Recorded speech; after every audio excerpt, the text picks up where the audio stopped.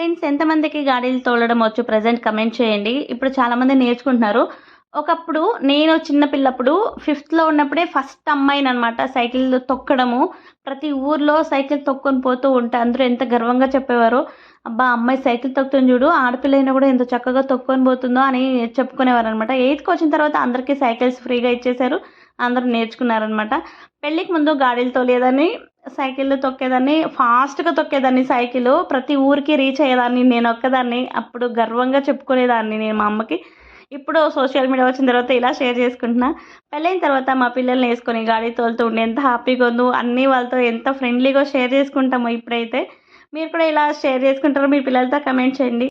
ఇక్కడ చేను దగ్గరికి వచ్చాననమాట. వేరే వాళ్ళు శనగ చెట్లు వేసిండారు. దాన్ని పెరుక్కొని తిందాం అని చెప్పేసి ఒక్క చెట్టు పెరుక్కుంటున్నాయి. నేనేదో ఎగ్జైట్‌మెంట్‌గా జోరుగా అరుస్తుంటే చుట్టుపక్కల పనిచేసే వాళ్ళంతా చూస్తున్నారనమాట. దొంగిలించుకొని తింటే భలే ఉంటది కదా! మీరు కూడా ఇలా పని చేస్తారా? కమెంట్ చేయండి.